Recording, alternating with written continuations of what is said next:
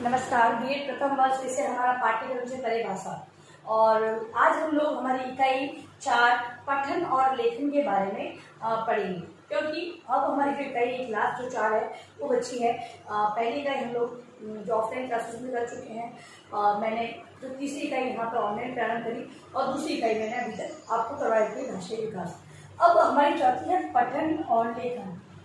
पठन किस प्रकार का पठन, पढ़ना या वाचन, इस प्रकार का वाचन कहलाता है, ये सारी चीजें। और लेखन से संबंधित जो समझ जाते हैं, हम लोग केवल पाठ को पढ़ना ये पठन नहीं होता है। पठन के भी अलग अलग प्रकार होते हैं, किन आधारों पर पठन किया जाता है, ये सारी चीजों के बारे में चर्चा हम लोग इस यूनिट के अंतर्गत करेंगे।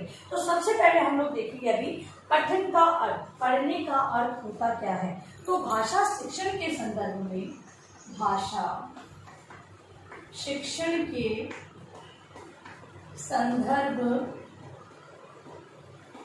भाषा शिक्षण के संदर्भ में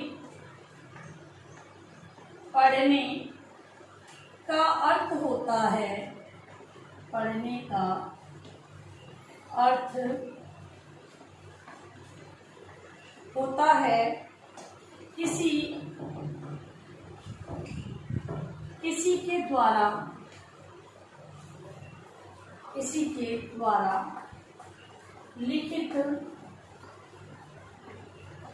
द्वारा लिखित भाषा के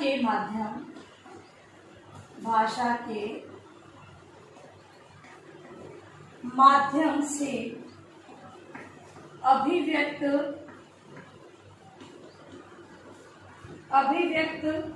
भाव एवं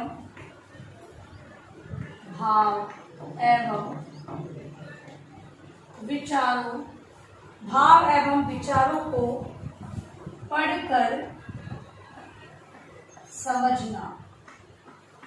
पहली बात, पढ़ना या पठन, इसे बताया गया है कि किसी के द्वारा लिखित भावों और विचारों को जो समझना है, जिस प्रकार उसने लिखकर अपने भावों और विचारों को जिस भाषा के माध्यम से लिखित रूप में अपने भावों विचारों को किसी ने व्यक्त किया है, उन्हें पढ़कर समझना क्या कहलाता है, वो पठन कहलाता है।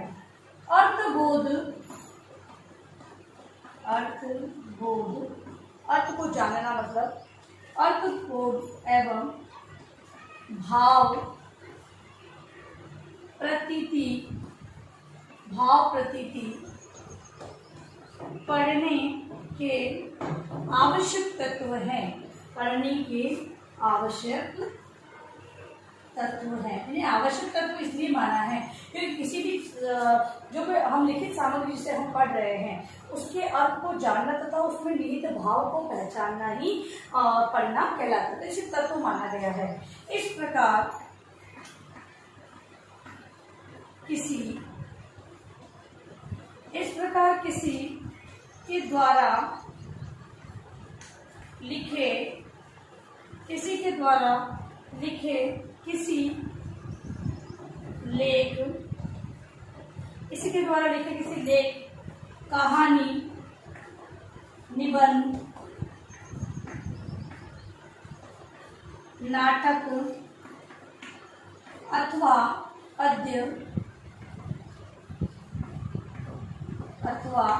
पद्य को पढ़कर उसका अर्थ एवं भाव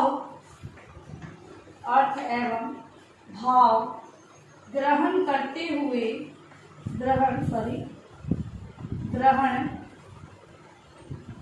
हैं तो इस क्रिया को पढ़ना अथवा पठन कहते हैं। ठीक है, तो फिर पढ़ना अगर सामान्य रूप से देखा जाए तो किसी के द्वारा किसी लेख, निबंध, नाटक अथवा पद्य को पढ़कर उसका अर्थ एवं भाव ग्रहण करते हुए जो पढ़ना होता है उस क्रिया को पढ़ना या पठन क्रिया कहते हैं। लिखित भाषा में जो व्यक्त विचार होते हैं उसके अंतर्गत वर्णों और शब्दों का शब्द होते हैं। जो निबंध है और लेख है, ये कहानी है, नाटक है, जो भी पद्य है, उसमें क्या है, शब्दों और वाक्यों का समूह होता है। इन शब्दों और वाक्यों के समूह को जानकर समझकर उसके सही अर्थ तक पहुंचकर उसे व्यवहार, उसमें निहित भावों को समझना। अगर पद्य है तो उसमें उसके भाव सौंदर्य, तो सौंदर्य को जानना, और अगर कोई पद्य है तो उसके अर्थ ग्रहण को देखना। वो सारी चीजें एक पठन या पढ़ने के अंतर्गत आती है। पठन को अलग अलग विद्वानों ने अलग अलग प्रकार से परिभाषित किया है, बताया है कि पठन किस प्रकार का होता है। आइए कुछ के बारे में हम लोग जानते हैं। तो लिखे हुए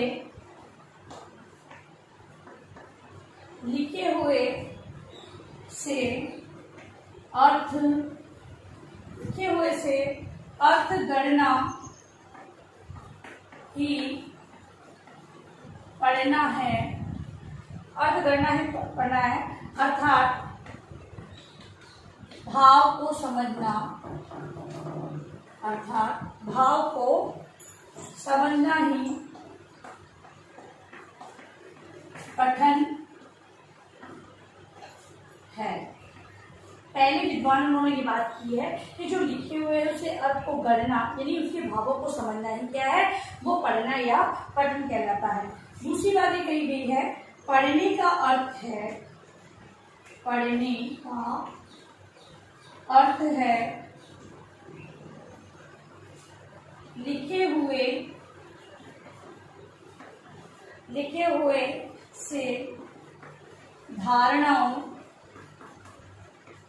लिखे हुए से धारणाओं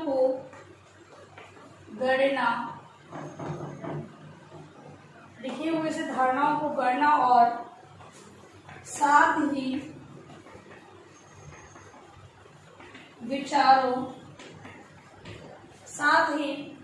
विचारों को आपस में जोड़ पाना और उन्हें अपनी स्मृति में रखना। अब एक व्यापक रूप से पढ़ने के अर्थ को ये बताया गया है विद्वान ने कि पढ़ने का अर्थ लिखे हुए धारणाओं को गणना या मतलब समझना और साथ ही विचारों को आपस में जोड़ पाना। केवल हमने एक जगह पढ़ा और दूसरी जगह उन विचारों को आपस में जोड़ते हुए या सम्मिलित करते हुए अपने अनुभवों का समावेश करना, उसे स्मृति में रख पाना क्या है, वो पढ़ना कहलाता है। लास्ट है पढ़ने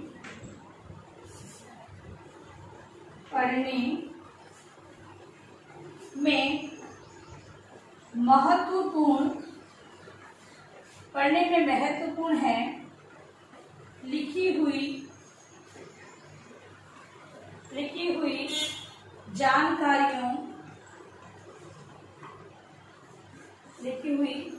जानकारियों या संकेतों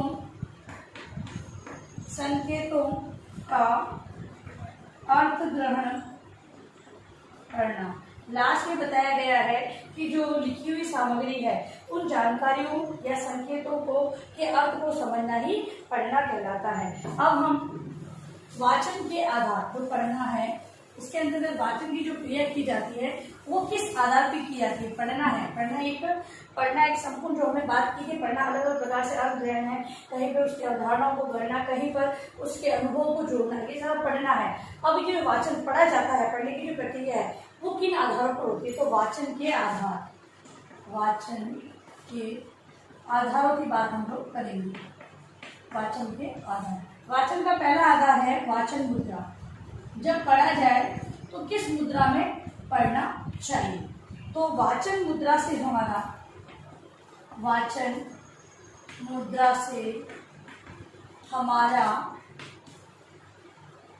आशय है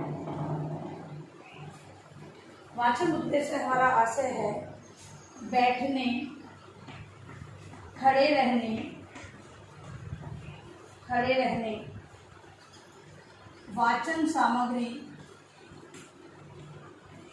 वाचन सामग्री को हाथ में पकड़ने हाथ में पकड़ने और भावों के अनुकूल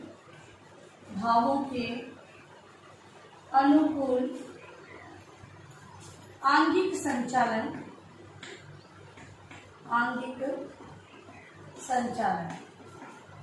ठीक है। तो वाचन मुद्रा, वाचन के अंदर वाचन मुद्रा का बहुत ही बड़ा स्थान होता है, क्योंकि वाचन मुद्रा से आशय ये है कि इंसान किस प्रकार खड़ा हो रहा है या बैठ के पढ़ रहा है, तो किस प्रकार वो बैठ रहा है, तथा उसकी जो पढ़ने की सामग्री, किताब की बात की जा रही है, किताब किस प्रकार हाथ में ली हुई है, दूर रखी हुई, कितनी दूरी है, ये सारी मुद्राओं का सही होना बहुत ही आवश्यक बताया गया है। दूसरा है वाचन की शैली। दूसरा आधार है वाचन की शैली। वाचन शैली, वाचन शैली में वाचन शैली से आशय है, वाचन शैली से आशय भाव के अनुसार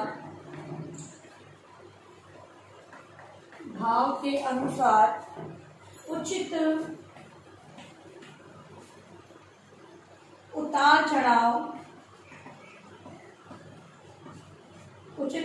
चढ़ाव के साथ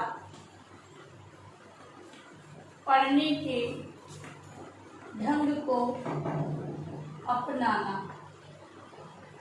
मतलब कि जो वाचन की शैली को जो अपनाया जा रहा है, वह शैली इस प्रकार की होनी चाहिए कि जो उतार चढ़ाव है उसको विशेष ध्यान रखा जाए। इसके अलावा अगर हम गद्य की बात कर रहे हैं तो विराम,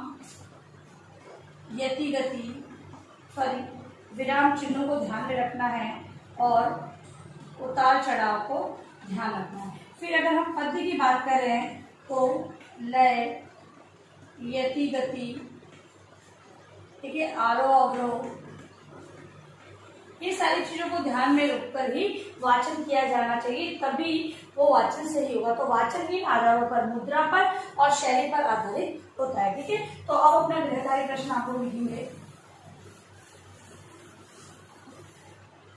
गृहकार्य प्रश्न है आज का आपका, पठन किसे कहते हैं? पठन किसे कहते हैं?